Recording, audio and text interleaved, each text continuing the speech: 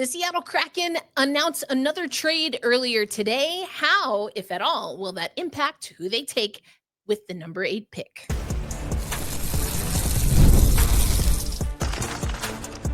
You are Locked On Kraken, your daily podcast on the Seattle Kraken, part of the Locked On Podcast Network, your team every day. Hey, Seattle hockey fans, welcome to another episode of Locked On Kraken, a part of the Locked On Podcast Network, where we are bringing you your favorite team, the Seattle Kraken, every single day. Erica L. Ayala here, your host of Locked On Kraken. I am also a contributor to CBS Sports. My new contract starts next week. Woot, woot.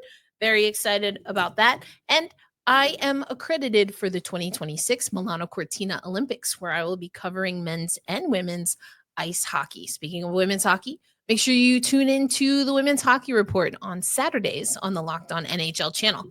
The Seattle Kraken make another splash. Jason Botterill is giving me exactly what I've said I've wanted from the Seattle Kraken team. My everydayers, those who listen to us first listen, midday, end of the night, you know that I've been wanting the Seattle Kraken to make some moves in the offseason, and that is exactly what Jason Botterill has been doing. Frederick Gaudreau from the Minnesota Wild is the latest acquisition. Get Gaudreau, who is a center, we'll talk about that, in exchange for the 4th round pick in this year's draft, the 2025 4th round pick. Gaudreau led the Wild in total faceoffs and added 18 goals and 37 points in 82 games last season. Frederick's a versatile skater who plays a strong two-way game. He gives us depth down the middle and has the ability to produce offensively. He's a player that can be trusted on the defensive side of the puck, especially on the penalty kill. We're excited to welcome him to the team. He's 32 years old, as I mentioned, 37 points, 18 of those goals, 19 assists last year with the Minnesota Wild. Career high in faceoff wins with 529, power play goals, 5, and block shots, 61. That ranked him first, sharing third, and ranking second in the Wild in those respective categories. So he also led Wild forwards in total shorthanded time on ice, just a scotch over 157 minutes, shared first in shorthanded time on ice per game, about a minute and 50 seconds, ranked 5th in goals and points.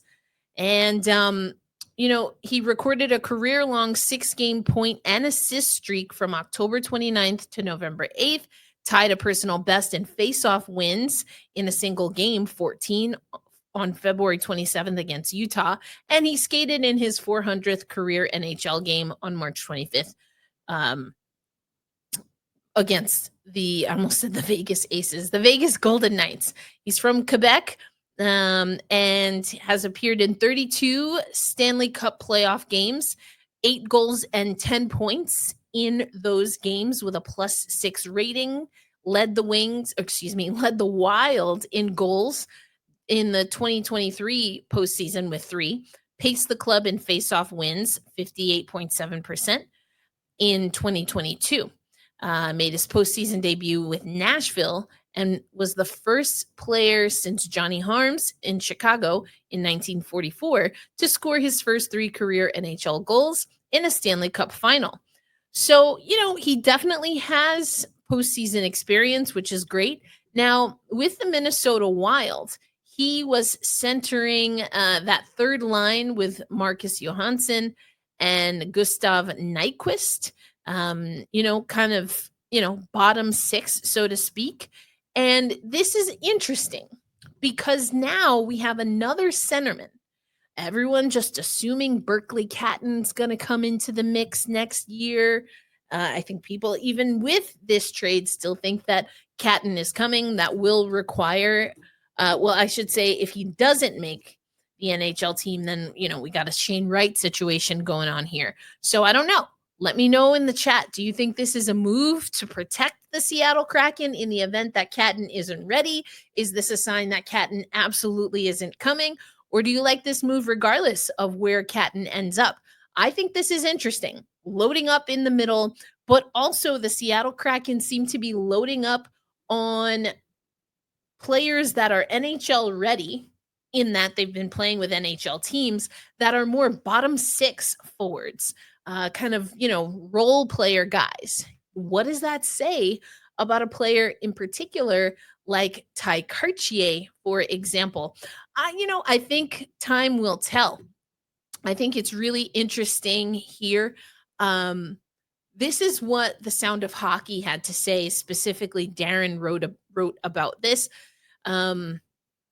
Talks about, especially comparative to Mason Marchment, or Mush as he's known, the Gaudreau acquisition in comparison to Marchment is that Marchment only has the 1 year left on his contract. Gaudreau has 3 years remaining on a 5-year deal that he signed in 2023-24 with the Wild. So he'll be 35 when that deal expires. So my wrong side of 30, folks. I know you're not feeling too great about that. Now, everyone's trying to figure out how this is going to fit together. And Jason Botterill was actually on the Sound of Hockey podcast and said that he doesn't want to, quote, block out young players in the organization from having a chance to make the team. So he is, he's taking the negative of, Ron Francis would always say, we're going to give our guys every opportunity to make the team. Jason Botterill saying he doesn't want to block out young talent. Now, if you want to read into that, sure, go for it. I think effectively it's the same thing. However, these moves indicate that, again, my take is that Botterill is kind of preparing that some of those young guys are not going to hit right away. At least that's what it seems like to me. So this is what Darren wrote. If you assume that includes Berkeley Catton and Yanni Newman, then they're already reaching the limit of forwards they can have in a lineup. Talked about, and Darren gave some estimations of what he thought, or predictions of what he thought the roster would look like. And he does have Wright, Beniers, Stevenson, and Catton as the centers. Has Newman on the team and Veleno. I kept saying Vanello.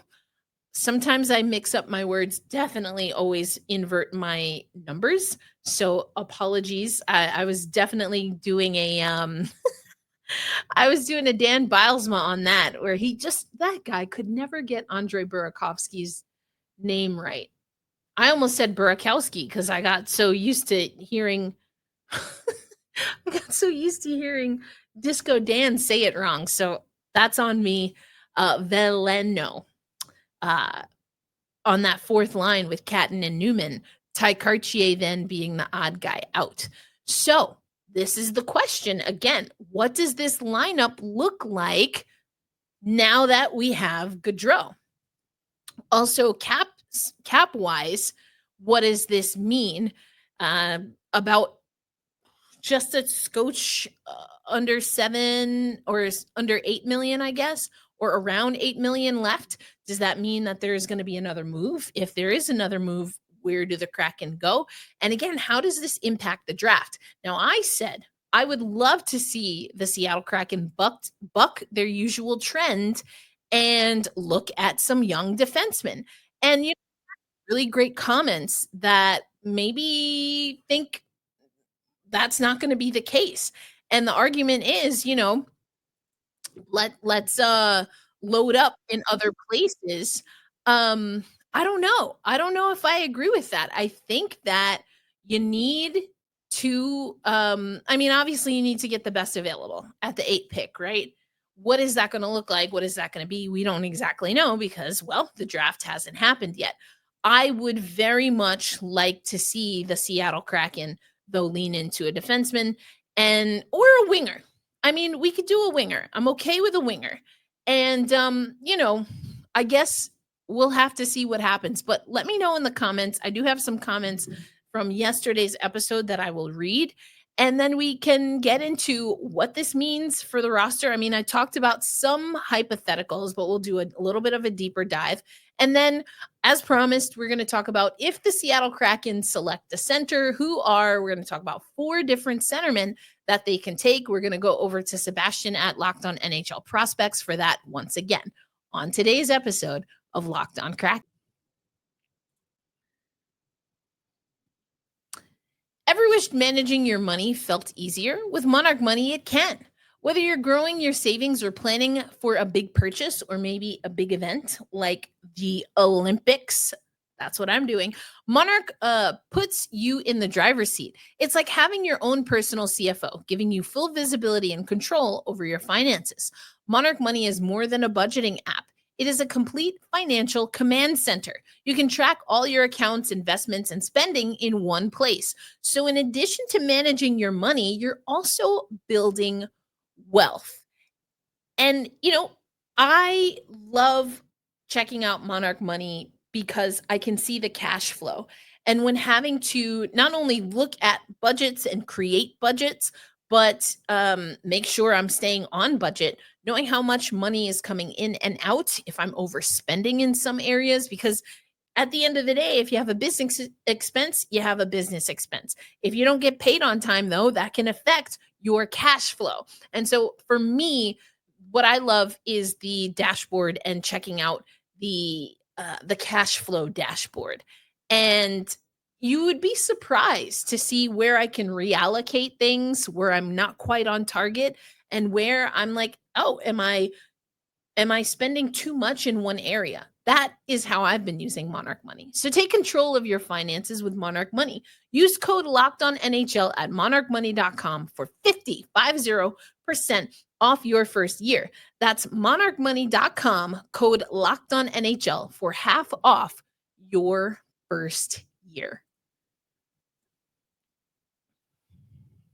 Thanks as always for making Locked On Kraken part of your daily destination, your first listen of the day, your midday listen, your late night listen. Either way, we will take it. All right, so we have another centerman. And as I said, I've been looking at what Darren has been saying. I've been trying to figure out, what could we possibly do here?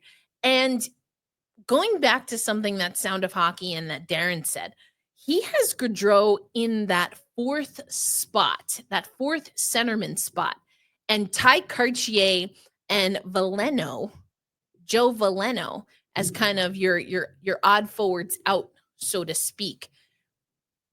But something else that he did here, and we haven't spoken about this as much with Matty Beniers and Shane Wright, but he actually has Berkeley Catton switching to a winger. And that could be really interesting because what he's saying here is, again, Beniers, Stevenson, Wright, Gaudreau, Catton, and Veleno are all centers. So at least 1 or 2 of those players will end up primarily on the wing, assuming that they're all on the roster at the same time.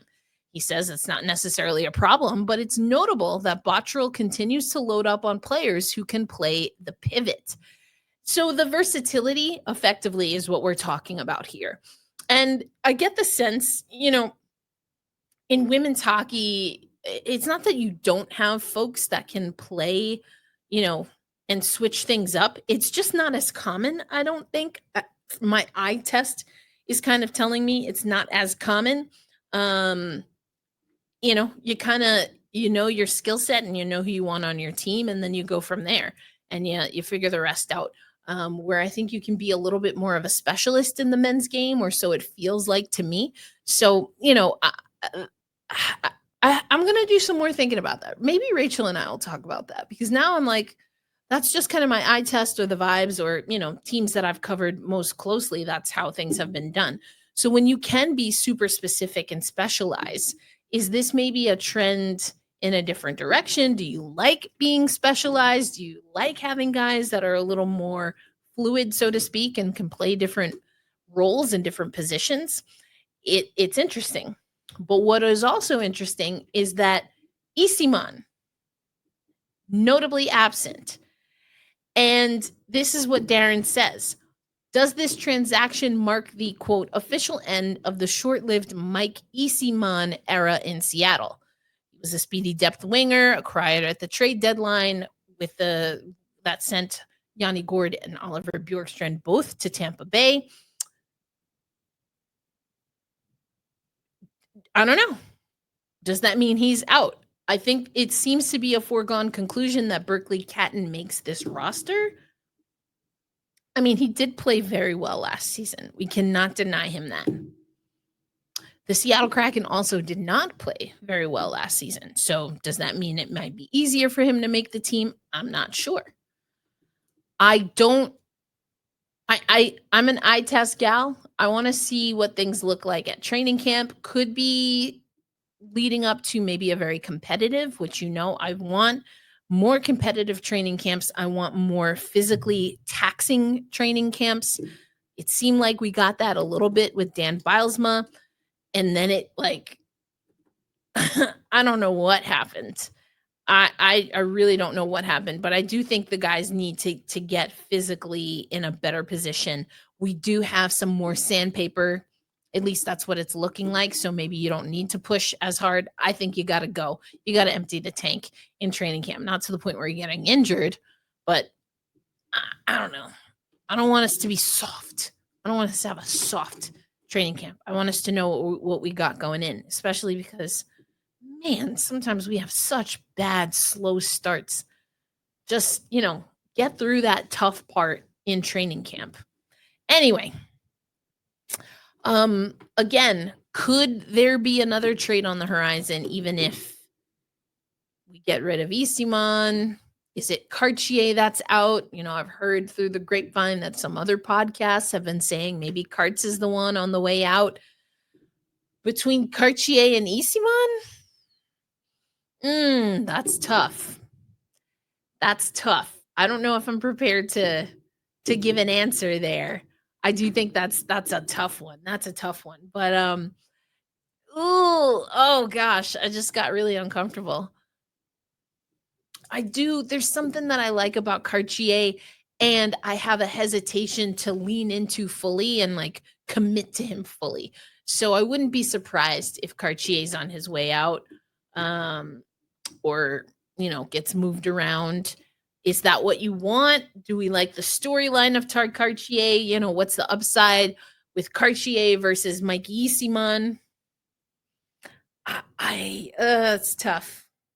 That's a tough one. I mean, does it come down to the cost? Let me know in the chat. What do you think? Speaking of the chat, I am going to get to some of your comments in the next segment as we talk about 4 different centers that are projected to go in the about top 15 in the draft per our experts at Locked On NHL Prospects. I don't think we should take a center, but someone made an argument in our comments section that I think is worth discussing. So we'll do that coming up on today's episode of Locked On Kraken. Guys, you've probably heard of Viagra or Cialis. Maybe you've even tried them. But if you're looking for something beyond the usual pill, maybe it's time to meet Rougiette Ready. Rougiette Ready is a next-gen prescription treatment designed to amplify arousal in the brain and boost blood flow. Unlike the usual pills that can take hours, Rougiette's 3-in-1 formula dissolves under your tongue and kicks in fast, on average, in 15 minutes. Effects can last up to 36 hours, so you can stay confident and in control when the moment is right. Head to Rougiette.com/LockedOnNHL and use code LockedOnNHL to get 15% off today. That's RUGIET.com/LockedOnNHL and use promo code LockedOnNHL for 15% off. Individual results may vary with prescription treatment.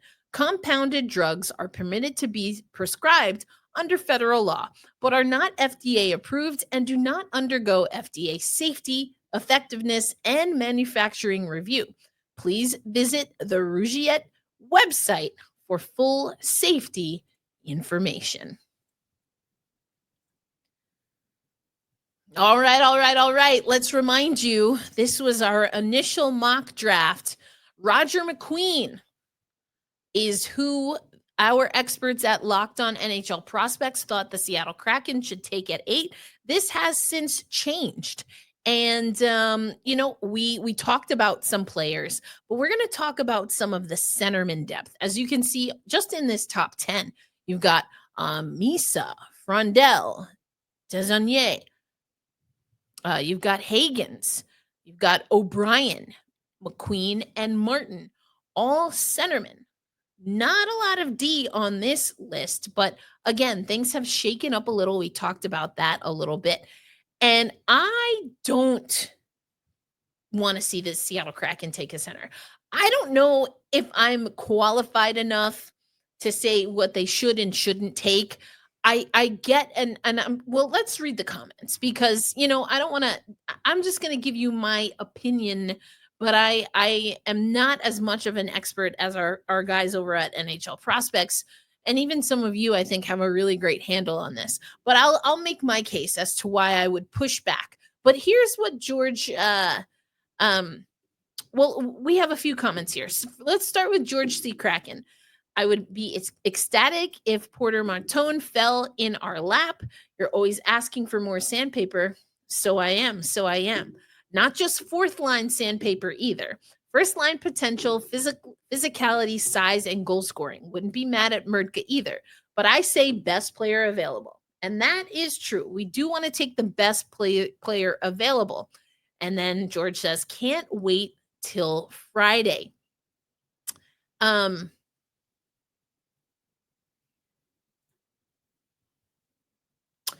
And so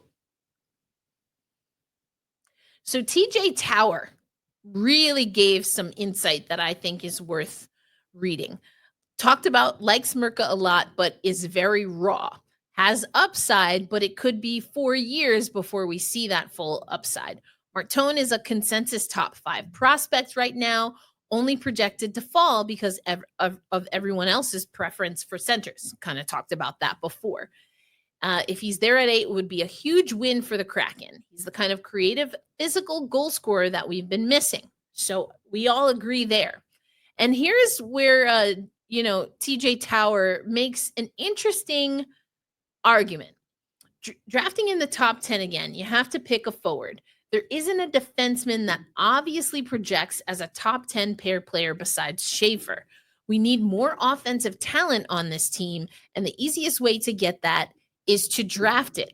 High-end forwards are rarely available to trade or in free agency, where decent defensemen are a lot more common. So we're talking about, of course, once you are in the NHL, can you find a game-changing forward as compared to game-changing perhaps, but serviceable and beyond, above average defensemen? And I do agree. I agree with you, TJ Tower. I agree. Goes on to say if Martone, Hagens, McQueen, Martin, or O'Brien are there at 8, one of them will be the pick. And we're going to talk about some of these guys. We've talked about some of them, and we'll talk about the rest of the crew. Go for upside defensemen with our 2 picks in round 2. Okay, I could see that. Then goes into, as an aside, everyone's saying we don't have solid defenseman prospects, but that's not true. Evans, Otavainen, Nelson, Caden Price, etc. project as decent defensemen at the next level if they develop as planned. I agree with you. And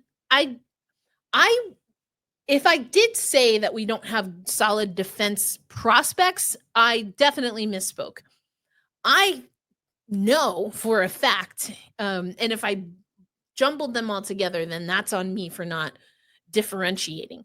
And even this, I've said it before, I don't dislike our defensemen, and we got rid of a lot of sandpaper. We also got rid of a lot of PIMs, so to speak. We might have gotten some PIMs if, mush is as advertised, but we're not going to have the size that we have at defense for, another 5, 6, 8 seasons? I don't think so. So I think if we re-up defensively, maybe all of these guys hit, doubtful, but even if they do, we're already seeing that under Jason Botterill, that we're starting to get rid of some of those draft picks that we stocked up on. And so eventually the Seattle Kraken, if they do not get where they want to be, they're going to have to start moving around prospects. If the picks aren't there, I mean, or we just start trading a lot more than we have been, which early returns say we're already there. So I don't see an issue, even if it takes a little longer for some of these guys to hit. I mean, they're teens. Again, wrong side of 30. I don't know. I think it's so wild. And it very much could be that that's not a thing in women's hockey, women's sports overall. So it's always hard for me. And I've also said, I look at some of these guys and I already think they're 30 and they're like 26 years old.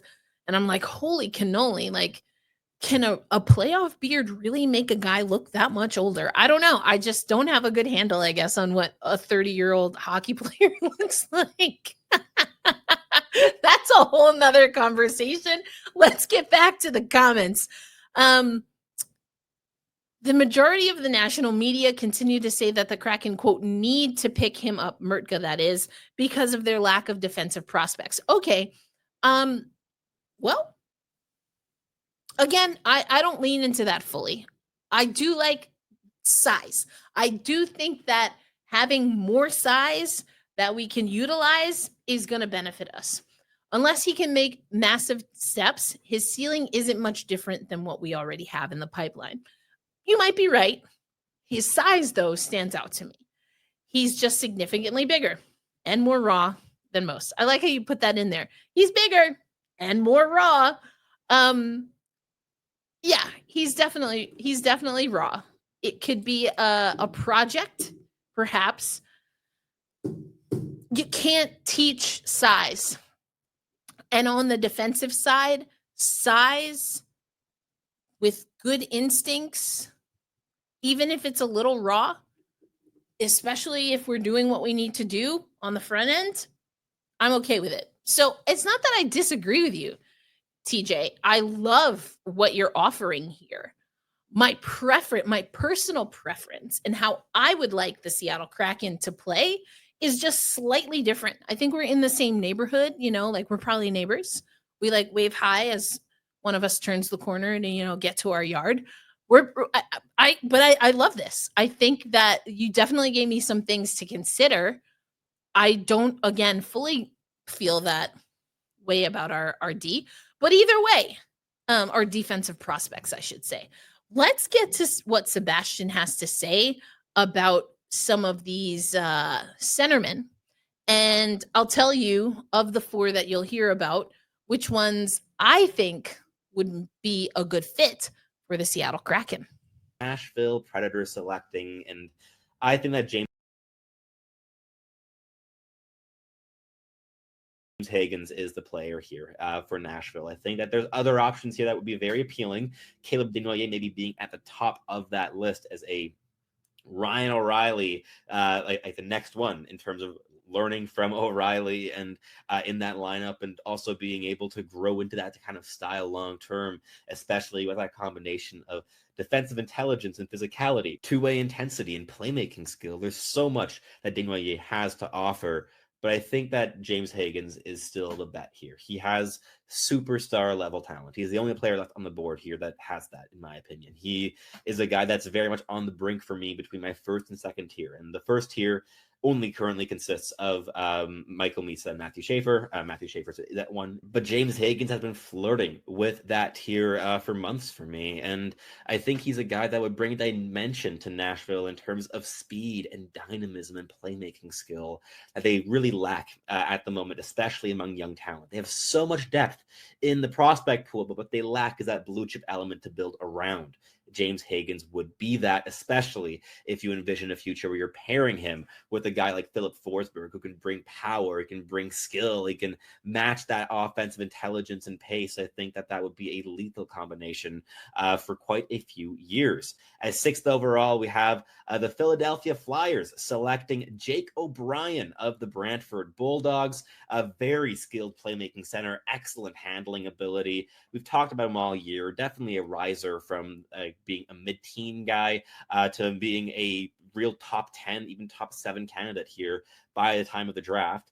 On my personal board, he still is closer to that mid-teen range. He's kind of around the 13 to 14 spot for me personally, because I think I still have some questions around junior level habits in his game. But if he were to hit his upside and hit that skill potential, easily could go a top 5 in a redraft. That potential is very much here. He's definitely in that tier that stretches up here to the 6th overall spot, 5th overall spot. But I think for Philadelphia, they will have fallen in love with the idea of pairing a playmaker and a handler like O'Brien with Matvei Michkov. That could be a truly dynamic duo. You're still missing a power forward element on that line who can bring more physicality and a bit more just range and size, I believe. But in terms of complementary offensive toolkits, I think O'Brien and Michkov would be an excellent pairing. So that's what I have the Flyers going for here. At number 7, we have the Boston Bruins. And I was really, really considering actually doing a bit of a different thing for the mock draft here, and that was mocking a trade. I think the New York Islanders would very much be vying that selection if James Higgins were to fall to 7th overall. I think they could very much have a trade in the works for that scenario. But that's not what was happening here. So we have the Boston Bruins going for Caleb Deneault, who fell into their laps a little bit, a player who's likely going in the top 6, top 5 range on draft day, but is going here at 7th overall because guys like Brady Martin went ahead of him. But I think he'd be a great fit in Boston. I mean, a Quebecois two-way center who brings a bit of a physical edge, high-end intelligence, playmaking ability up the wazoo. There's so much to like here with a player like Deneault. Whether that pressure of becoming the next Patrice Bergeron would be a bit overwhelming remains to be seen if he ends up in this spot. But I think he'd be a great fit in Boston of what they value, what they want to build around, of just a cornerstone top 6 center. Whether he ends up a first-line tier like a Bergeron or maybe a second-line tier like a David Krejci, I think that either way you're getting a really valuable asset to build around for the next couple decades here. But at 10th overall, we have the Anaheim Ducks, the team that surprised everyone last year, especially the player himself, Beckett Seneca, at 3rd overall. They may very well have an ace up their sleeve yet again this season. This is a difficult team to predict in terms of what they're going to do on draft day. I think this is a very opportunistic team. They're going to adapt to however the cards fall on the day. But I think if Roger McQueen is available, that the allure of the 6'5", smooth skating power forward who can play center, play on the wing, has great hands, really good shot, good playmaking, drives the middle of the ice, and yeah, missed a good chunk of the season to injury, but it was a back injury that does not have a really high risk of being re-aggravated, and he's now like 45 days fully healthy, like full mobility, no pain, just like feeling back to 100%. I think a team like Anaheim is going to see that situation and be like, this player should not have been available at the slot. Let's just pick him here at 10th overall. So that's what I have them doing. They're still building with size in their forward core. They got a lot of it now in their system, and he brings just another level of skill and dynamism and upside, which I think they would absolutely love. So that's so interesting to hear some of the rationale, at least from, our experts, why McQueen perhaps fell. And that's, sorry, let me get this out of here. That's due to injury. And that's always tough when making these predictions, projections. I mean, stick taps to our Locked On NHL Prospects guys, because as you can tell, I have been leaning into their expertise. And it's been fantastic. But, talking about the size potential is always something that I'm going to keep an eye on. I do want the Seattle Kraken to have a little bit more sandpaper, and not always, but a good way to get some of that physicality is to get it in height. And so is that something that we're going to see the Kraken do when it comes to this pick? I like the group that I talked about yesterday a little bit more than this crew. I think a lot of this, what you heard is, if this guy is available here, when making those predictions and projections. And again, that's what a draft is.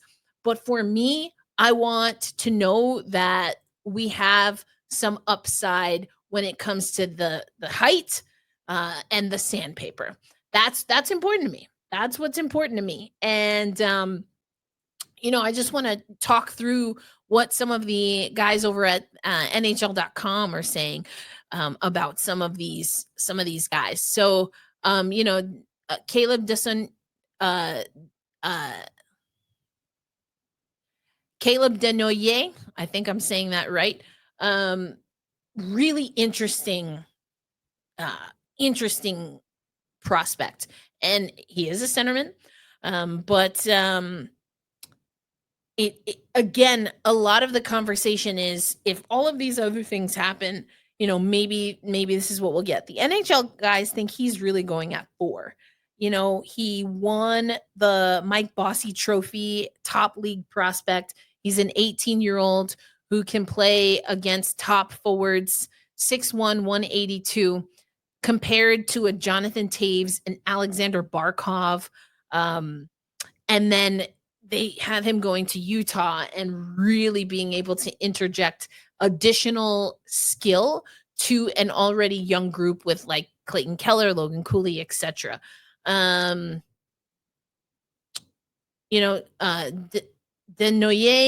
tied for 5th in his junior league with 84 points, 35 goals, 49 assists in his 56 games.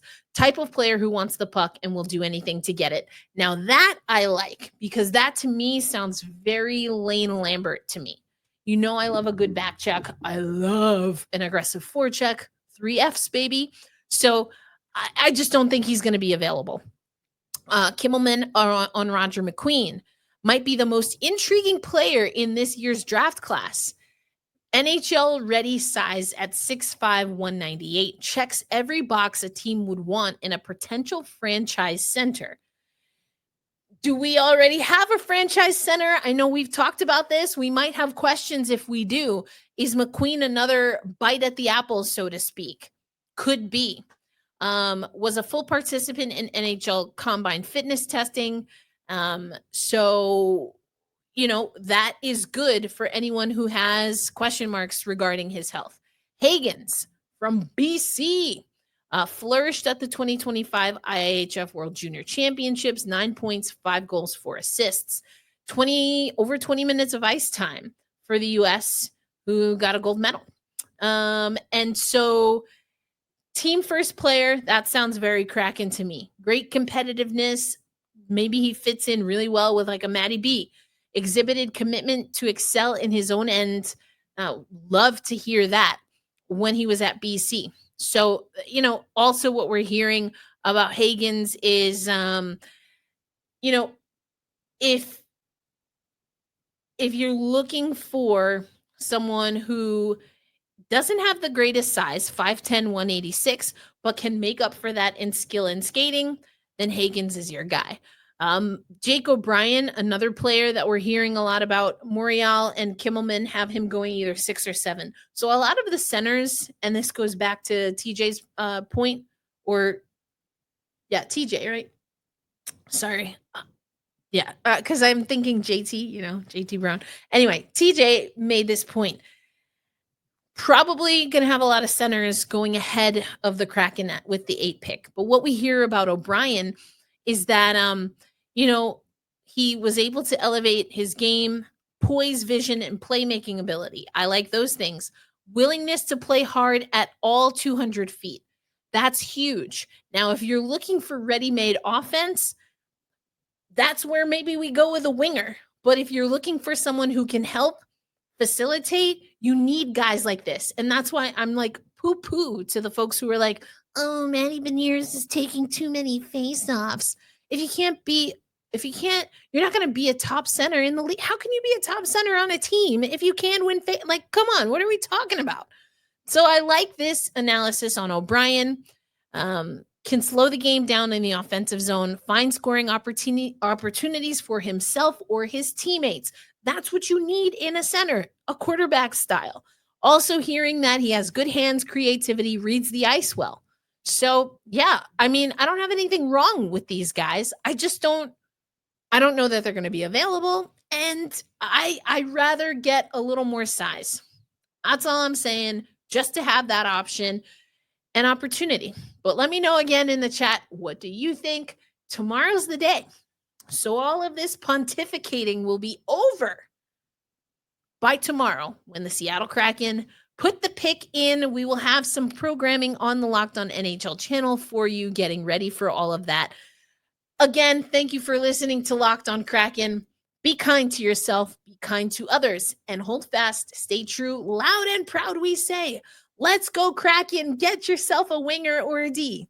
I mean, okay, maybe we don't always say that, but that's how I feel. Let me know in the chat how you feel. I will catch you on the next episode. Peace out, everybody.